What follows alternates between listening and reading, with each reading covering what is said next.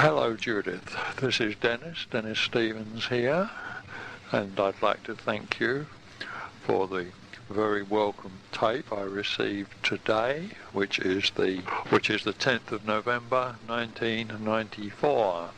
It's a very hot day here in the early summer in Brisbane today, although from the very welcome thumbnail sketch of your life you sent me, with your background in Zimbabwe, Rhodesia, and in South Africa, and also on the outskirts of the Kalahari Desert. Have I got the word right? Numidia. Yes, that desert in Southwest Africa. Yes, you would be no stranger to heat, would you? No stranger to heat at all. So you would be probably quite at home here in Brisbane on a day like today. Our climate here in Brisbane is much the same as the climate of Durban in South Africa. It's on the eastern, both towns are on the east coast of a large continental mass, and they're around about the same latitude, although I believe that Brisbane's a little bit closer to the equator, maybe 200 or 300 miles closer to the equator than Durban. So our winters would be a bit warmer than Durban's, and our summers would be a little hotter and a little more humid than Durban, although it's probably difficult to imagine a place that's more humid than Durban in the summer. Yes, I very much appreciated your thumbnail sketch of your life and so forth. As you say, it gave me an added reality on you as a person, and I'll return the compliment. You'll find on the reverse side of this tape 45 minutes of a thumbnail sketch of me. I recorded this a year or so ago for Terry Scott. You may know Terry. He's quite well known in Scientology circles in the UK, and I recorded it for him for promotional purposes for TROM. But as I've got the master copy here, I thought, well, Judith might like a copy of this, so I've just I just dubbed off a copy for you of that thumbnail sketch of Dennis Stevens. I hope you enjoy it. Give you a background, some background material on the subject of me. The recording you sent me, Judith, was very good. Was good quality. I could hear it quite clear. The only problem I had with the recording was that you are a little bit faint. Now, if you might excuse me saying so, this can be easily rectified if you bring your microphone closer to your mouth while you're speaking. These days, the electronics firms, they advertise that that you can hold these microphones 5 miles from the mouth and so forth, and this is supposed to be a selling point. Well, the simple truth of the matter is that unless you're using professional equipment, the best results with ordinary commercial tape recorders is to get the microphone as close to the mouth as possible. For example, I'm recording this on an ordinary commercial tape recorder, but I'm holding the microphone about an inch from my lips, and it's an extension handheld microphone. You may be using the microphone that's built into your equipment. I suspect that you are, by the sounds. I suspect you're using the built-in mic. It's not convenient to bring the whole equipment close to the mouth. So what I suggest you do, if you want to immeasurably improve the quality of your recordings, is to get an extension microphone. Purchase an extension microphone. They're available in any of your local electronic stores. Just make sure that the plug on the extension microphone you buy matches the input socket marked MIC on the tape recorder that you're using. But your husband will no doubt could help you with that, or one of your sons, if either of those have got any electronic knowledge. But then again, you too, you may be an expert on these things. So, but that's the only thing to watch for. Make sure your plug match. So you can improve your quality of your recordings immeasurably, Judith, by getting an extension microphone, holding it in your hand about an inch away from your mouth while you're recording. It's no problem. They usually sell them with a switch on. Mine's got a switch on. You hear it go click, click occasionally. there it just went. I just switched the switch on. So you can always switch the machine off with a switch on the microphone, have a little think, and then switch it back on again, and go on talking.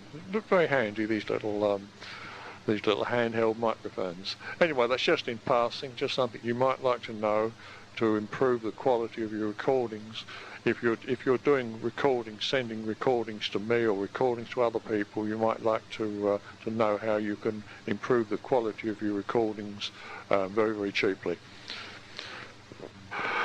Yes, I'm not surprised to hear, Judith, that there was very little charge on your case on levels 2 and 3 of TROM after all the excellent auditing you've had from Leonard. Leonard's an old hand at this game. He's been in the game of auditing for many, many years. I remember him way back. He was on he was one of my students on a course way back in the 1950s, and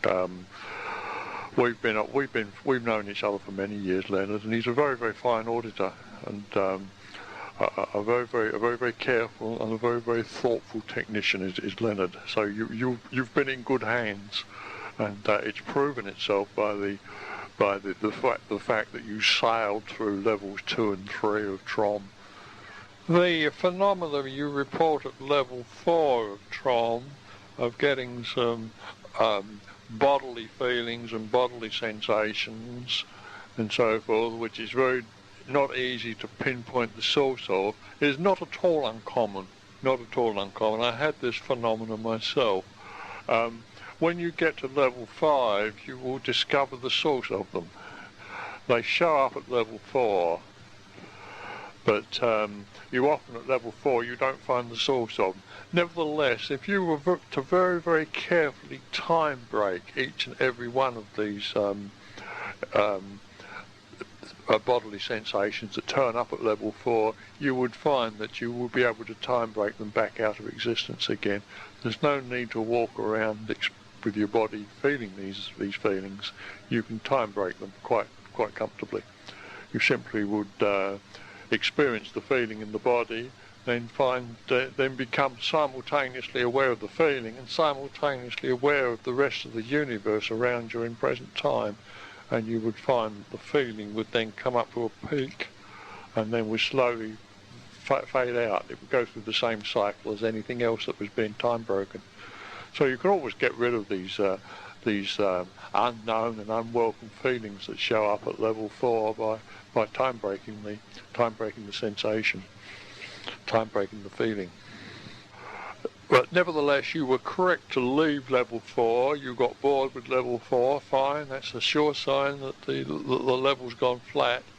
So you've got all the gain you can get out of level 4, and now you want to move on to level 5. And that is quite correct. That's the correct thing to do. And also, you've done the correct thing. You have a query on it, and you got in touch with me. You got in touch with me. First of all, you took it up with Leonard, and now you've decided to come to me to get an answer to your question. Leonard has helped you as far as he could on the subject, and I'll be able to now give you the rest of the information that you need. So you've done everything exactly right so far, Judith, so congratulations. Many people in your position would possibly have not done it as correctly as you've done it, but you've done it exactly right. You've done the right thing. Now, before we proceed, Judith, to answer your question, I'd like you to take out your copy of TROM and turn it to the page with the postulate failure cycle chart on. And when you've done that, I'd like to make sure that you've got some corrections that I put in. Some of the early editions of TROM went out went out uncorrected. Yours almost certainly is corrected, but I just want to be sure that you've got a corrected edition. So would you locate to pick up your postulate failure cycle chart and count off from the left the 7th column. 1, 2, 3, 4, 5, 6, 7. The column 7 is the column with all the words overwhelm and overwhelmed in. That's column 7. Now the corrections, and I'll give you the corrections which should be, the way the columns, the way the correction should be, the way it should be printed. Row 2B, that's row 2B, column 7, the word in that square is overwhelm and not overwhelmed. Repeat, 2B, column 7, the word in that square is the word overwhelm and not overwhelmed. Similarly, on 4B, row 4B, column 7, again the word is overwhelm and not overwhelmed. Similarly, row 6B, column 7, the word in that square is overwhelm and not overwhelmed. Similarly, row 8B, the word in column 7 is overwhelm and not overwhelmed. And that's all the corrections. That is the end of the corrections. Now, as I say, the copy you have almost certainly has it correctly, but if it doesn't have it correctly, put the corrections in, because it does change the sense very slightly of the chart. You might as well get the chart exactly right before you use it. It's important to get it exactly right. That's why I sent out these corrections. There are no other corrections required on the chart. The chart is now exactly as per my research notes, because I have the copy of the printed thing in front of me here. All right, without more ado, we'll go in now and answer your question. I will go through the chart as if I'm the subject, and I'm running level 5. And I'm starting in at level 1A. I'm starting in at level 1A, and my gold package I'm using is the basic to no gold package. Okay, so I'm starting in now at level 1A. Before I start, as given in the manual, I would time break out all the day's activities, and also I would make sure that levels 1, 2, 3 and 4 have been run to no more change. I wouldn't attempt level 5 until those first 4 levels have been run to no more change, and also I've time broken out the day's activities. Right, well here we go, level 1A. The first thing we need is a little bit of space around us. Now, it doesn't matter which space you use. You can use the space of the present time universe around you, or you can use the space of any past moment in time. It doesn't matter. You're not limited in any form whatsoever. You just need some space in which to work. So it doesn't have to be present time physical universe space. It can be past physical universe time space. Follow me? So you just need some space there to work. So we're at level 1A, and the first thing you would do is put up the postulate, the others postulate there, must be known. The postulate is must be known, and that is in the class of not self. Now, it doesn't matter where you put the postulate. Most people prefer to put the postulate into a mass, but there's no reason why you should put it into a mass. You can put it into empty space if you want, but most people find it easier to put the postulate into a mass, either a created mass of your own choice, or into a wall, a part of the physical universe, or a fence, or a passing car, or anything. It doesn't matter where you put it. But the important thing is that it's a must-be-known postulate and is in the class of not self. That is important. That you must be certain that it's in the others. It's in the class of others, which I will refer for more precision as the class of not self. So you would put up that postulate must be known in the class of not self. Then you put you yourself then create the postulate must know. Must know. Now that postulate is in the class of self. That's you, right where you are. It's you holding the postulate must know. So you've got must be known over that way, origin. Receipt, you, where you are, you, with the postulate must know. And if you go over to column 8 on the chart, you'll see that that this is the level here is forced to know, and it's you being forced to know. Get that? Doesn't matter what it is. You don't have to specify. You're just working with the postulates. So you would put up must be known over that way in the class of not self, and then get yourself there. Don't see yourself over that way doing this. You get yourself right where you are, right where you are. Must, with a must know postulate. There's a little danger there that you can say, all right, well, I'll get me over that way. But like, no, that's wrong. You get you right where you are with a must know postulate. You understand that? It's you right where you are creating a must know postulate. Then you simply time break out anything that shows up, any sensations that show up. You hold the situation as a cameo, as a scenario, as a scene, and you time break out anything that happens. Anything that shows up, you time break it. Time break it out until it's gone away, and you put the postulates back up again.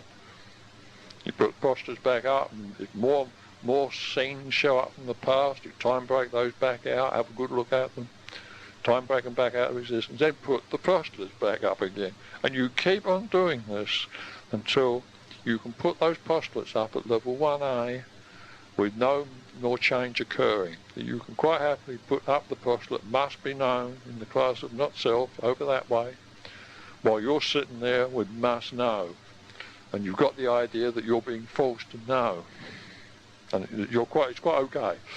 Nothing's happening, and it's all quieted down. Right, you're now ready to move on. In other words, you start to get bored with that level.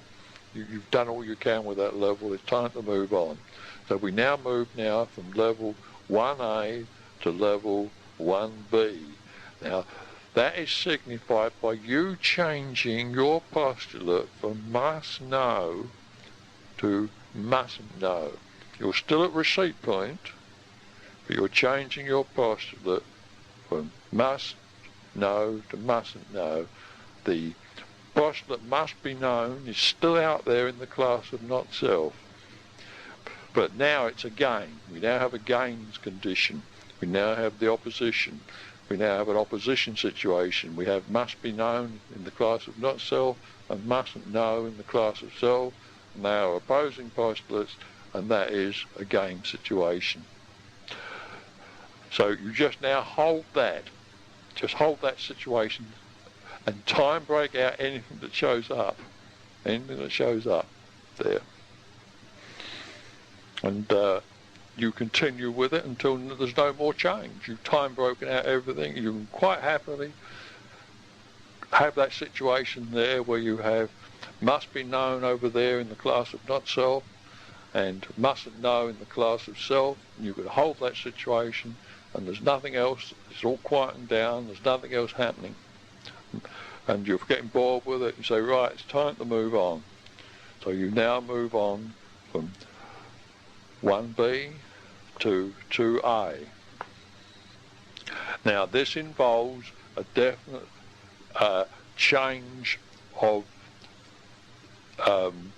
you're going from origin now to receipt. There's a bigger change there going to happen now between 1B and 2A. When we go from 1B to 2A, when we go from 1B to 2A, you start off by, instead of feeling yourself at receipt point, you start to say to yourself, well now my mustn't know, I'm in mustn't know here, but now I'm starting to originate. You start to originate as mustn't know and drive your postulate mustn't know across to the other person. to the must be known there. In other words, instead of him being the originator and you being at the receipt, at level 2A it's you the originator of mustn't know, and you drive him into the receipt of must be known. And in other words, you're beginning to get at him. You begin to get at the opponent. So it's you at mustn't know, and him still holding his postulate of must be known, but now instead of him being at the origin point, he's now at the receipt point. But it's still a game.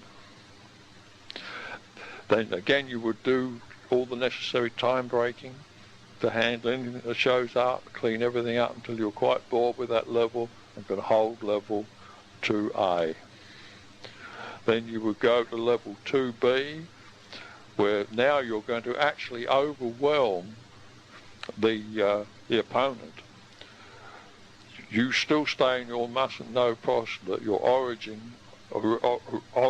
originating your mustn't know postulate at level 2B, and now you drive him. You actually force him. You drive him by sheer power of postulate. You drive him from must be known into mustn't be known. In other words, you make him comply with your postulate. So he is driven from must be known, he held at level 2A, he now goes to mustn't be known at level 2B. And level 2B, as you self with mustn't know as the origin, and the opponent is at mustn't be known at the receipt point there. So now we've gone through a whole little cycle, haven't we? We've gone through a whole little cycle. We had the complementary postulates at level 1A of must be known and must know. Now we've gone through 2 game cycles there, and now we've come back now to complementary postulates again. But the postulates are now, notice that the postulates have changed. We're now in at 2B. If I pause here, it's because of my bad eyesight. I'm struggling to read this off the chart with my bad eyesight. At 2B we have mustn't know, mustn't be known, and we're back with complementary postulates again. But now you're at the origin point, and the mustn't be known is at the receipt point. But again, we've achieved complementary postulates. And the level here now, it's not a game level. This is the overt of preventing from being known. Mustn't know. Now, I really don't have to go any further, Judith, because that is a complete little cycle that I run there in 1A, 1B, 2A, 2B. That gives a complete little cycle. There's 4. It's a quarter of the whole set. And if you can follow that quarter, then the other quarters, the rest of the postulate failure cycle chart is 3 more quarters. But they all follow the same pattern. They all follow the same pattern as that first quarter. So if you can follow what I've just given you, you've got it. Now I've just rechecked over your tape. And I think I've answered your question. Your difficulty is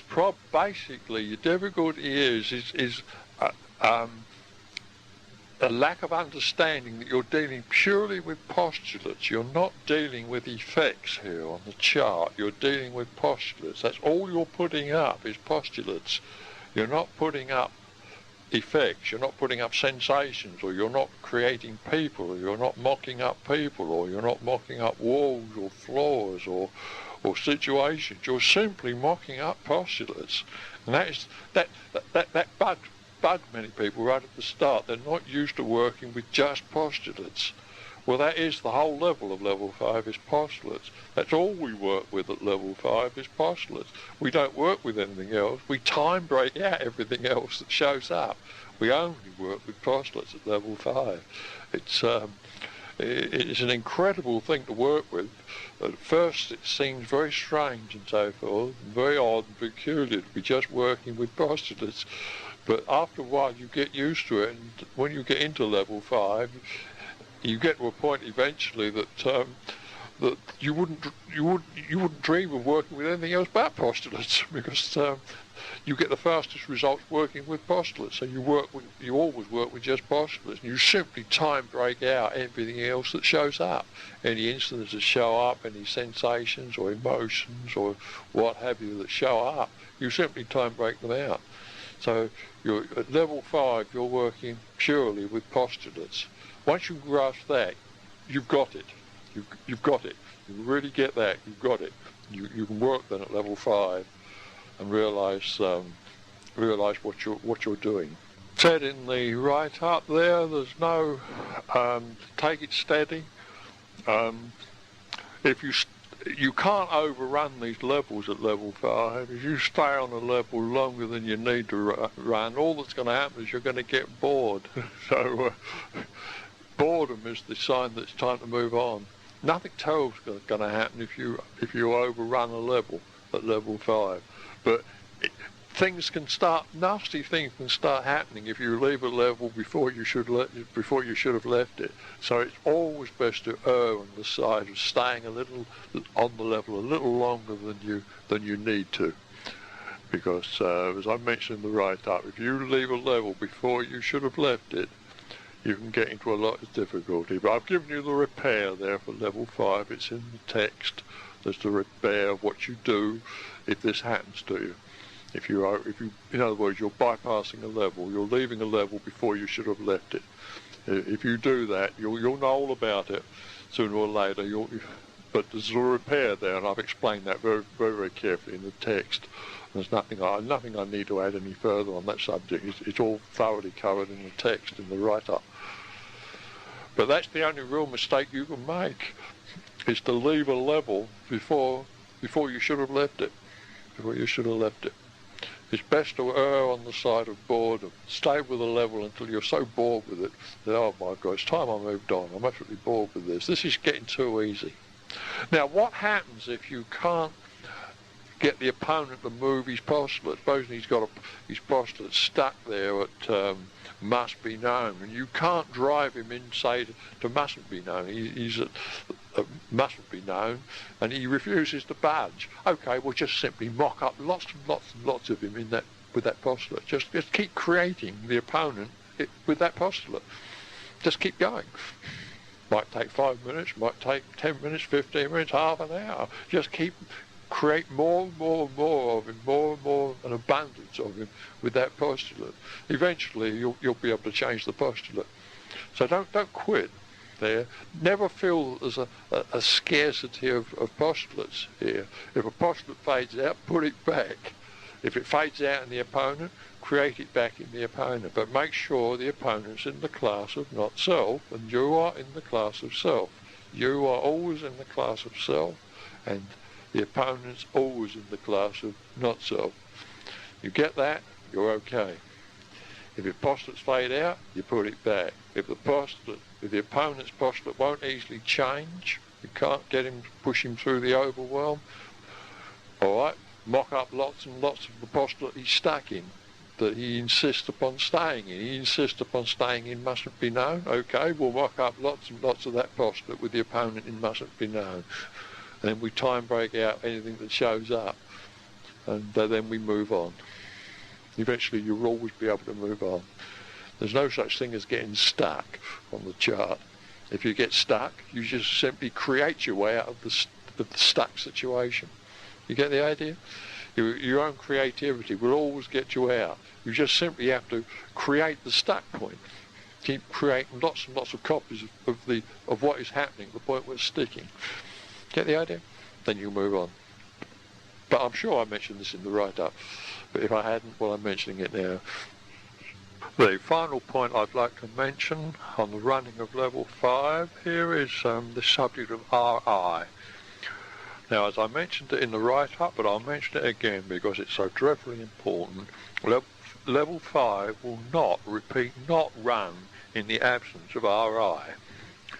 that when it all starts to grind and get difficult and get hard and the field starts to go black and so forth, the most likely explanation is that you've neglected to run RI. If you don't run your RI on level 5 and run it copiously, if you don't do that, the whole thing is going to grind to a shuddering halt. And you won't know what's happened. You'll think, oh my God, I'm going mad, it's all falling apart. And all you need to do is just run RI for 5 minutes and it'll all come back right again.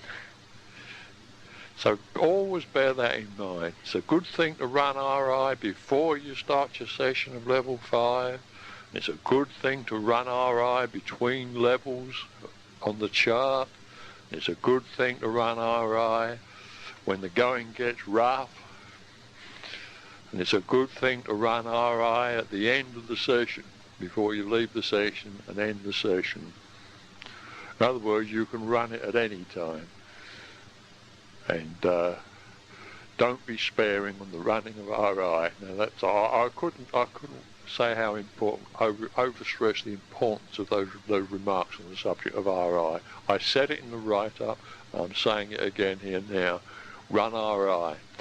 As you get further and further into level 5, this need to run RI lessens. It lessens, and towards the end, you can almost do without it, but you never completely free of the necessity of running RI. But the need is greatest at the beginning. When you start to run level 5, you have a great need to run lots of RI. It does chew up your importances rather murderously, level 5 does. You've got to repair them. You've got to replace these importances that you're chewing up. The answer is RI. Okay? It's in the write-up, but I'm just repeating it again to make sure that you've got the message. One of the great errors you can make early on in level 5 is to abandon the to-know goals package prematurely. That is a very, very bad mistake. A person starts in on it and goes round the whole cycle once and says, oh well, nothing much happened there, and I think I'll now leave the to-know goals package and start going on to the junior goals packages. Well, that is a definite mistake. That is a definite mistake. You should stay with that to-know goals package until you're so bored with it that it's coming out your ears, you know, and that's the time to leave it. And that is a long way ahead, I can assure you. That is a long way ahead. There's absolutely no reason why a person shouldn't stay on that the whole way. That goals package can take you the whole way. No other goals package can. All the other goals packages are junior to that one. That is the senior goals package. That's the granddaddy of them all. There's nothing in any of the junior packages that isn't in that basic to-know goals package. That one's the major one. So that's the one you start with, and that's the one you stay with as long as you can. Never feel ashamed about dropping back to a lower level in TROM. If you have a lot of trouble with level 5, then just simply drop back to level 4. You know, if you're having terrible trouble with level 5 and it's too hot for you, and the going gets really rough and you've done everything, if it's still the going gets rough, okay, just drop back to level 4. You'll find there's plenty of charge on level 4 that will turn up for you. And if level 4's too tough to handle, drop back to level 3. Just do straight time breaking, just do a session of straight time breaking. And if that's too tough to handle, we'll go back to level 2 and find some differences and similarities. You can always drop back, you see. Don't be ashamed to do it. I've done it many, many times with great, great benefit. So there's no loss of face here. So always be prepared to do that. If the going gets rough at level 5, drop back to level 4. And if it's rough at level 4, go back to 3. If it's rough at 3, go back to 2. You'll get some, you know, you'll arrive at a level that you can work at, then you can crawl your way back up the chart again. Crawl your way back up the levels again to get back on the level 5. That's the clever way to do it. The unclever way to do it is to say, well, now I'm at level 5, and I must stay at level 5, I mustn't go back, that'll be a loss of face. No, that's the wrong approach. If you have to go back, then you go back. Get the idea? Now, finally, Judith, and I've saved this purposely for the very last, is the subject of the pan-determined postulates. Now, you didn't mention that you're having any difficulty understanding this, so I'm assuming that you're pretty well straightforward on it, but I will just cover it for you briefly just to make sure, to be absolutely certain that you're very, very au fait with the subject of the self-determined and pan-determined postulates at these levels. Let's go through our levels again now and just make sure that that we know what we're doing here. It's very important that early on, when you're working with the goals packages, that you put the pan-determined postulates in place. Otherwise, you won't know why the postulates change on the chart. The whole thing doesn't make much sense, except in terms of the self-determined and pan-determined postulates. So if you try and take pan-determined postulates out of the equation, the whole thing starts to become rather puzzling. So we have to put them in, particularly early on in therapy. Later on in therapy, they become so automatic that you know they're there, that you don't really have to bother about them. They're obviously there, you know. But early on, you've got to consciously put them there so that you can thoroughly grasp the reasons why the postulates change when they change. And this whole subject of overwhelm then starts to make sense. So let's go through our levels. We have 1A.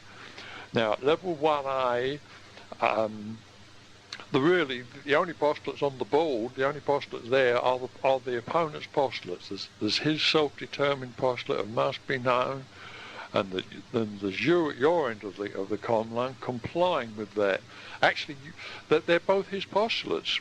They're his self-determined postulate must be known, and at your end of the line, you're sitting there holding must know, which really is his pan-determined postulate, but you're calling it your self-determined postulate. You see, you've bought it. You've bought the lie. Now, so there's only two postulates involved there at level 1A. At level, as soon as we go to level 1B, which is a gains level, you now stop buying the lie. Your self-determined postulate of mustn't know reasserts itself at the receipt point, and with it your pan-determined postulate of mustn't be known reappears round the opponent at his end of the comm line. At the same time, you've now clawed your way out of his pan-determined postulate. So his pan-determined postulate is still at your end of the comm line, and his pan-determined postulate, of course, is must know. But you're not in it, you're not dramatising it anymore, but it's still at your end of the comm line. So at level 1B, there's four postulates there. There's the two self-determined postulates and the two pan-determined postulates, and they're in the positions that I've given. Similarly, at level 2A, it's a gains level, so there's the four postulates. They haven't changed. The only difference, as I said, at 2B is that you've moved now from receipt to origin, but there's still the four postulates in play. There's still the two self-determined postulates and the two pan-determined postulates in the positions that I've just given. Then we move to level 2B. We move to level 2B, and here we have an overwhelm level. Now, what's happened here is that you've now overwhelmed the opponent. He's lost his self-determined postulate. He's now bought your pan-determined postulate. So there's your self-determined postulate of mustn't know, and he's now bought your pan-determined postulate of must be known. Of mustn't be known. So there's only two postulates on the board, and they're both yours. There's your self-determined postulate of mustn't know, and there's your pan-determined postulate, which the opponent has bought, and he's now in mustn't be known. So they're the only two postulates on the board. The opponent's postulates have gone. He's been overwhelmed. Whenever the opponent is overwhelmed, his postulates have gone. They're no longer in play. When you get overwhelmed, your postulates have gone, and there's only the opponent's postulates in play. So at the overwhelm levels, there's only two postulates there, but at the gains levels on the chart, there's always the four postulates. The two self-determined postulates and the two pan-determined postulates. Now you get it?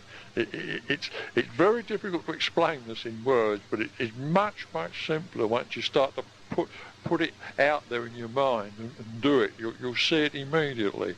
But as I said, unless you see the need for these self-determined and pan-determined postulates, unless you see why we have to get these pan-determined postulates, you never understand why the postulates change on the chart. And the whole chart becomes rather meaningless to you. But put the pan-determined postulates there, then it starts to make an awful lot of sense. And suddenly it'll go click. You say, my God, yes, I've got it. I get it. I get the whole thing. I can see what Dennis is talking about. And after that, it's easy. It gets so easy after a while that the pan-determined postulates, that they are so obviously there, that you put them there so naturally that you don't have to think about them anymore, They're so obviously there. It's like going out shopping in the morning and it's daylight, and so obviously the sun's above the horizon. It's that sort of obviousness, later on in level 5. But still, you're always putting the pan-determined postulates there when they ought to be there. You get it? You never cease to do it, but it becomes second nature to you after a while. It's just that early on in therapy, you must do it very, very consciously. You must do it, be very, very consciously aware of doing it. Otherwise, the chart won't make any sense to you.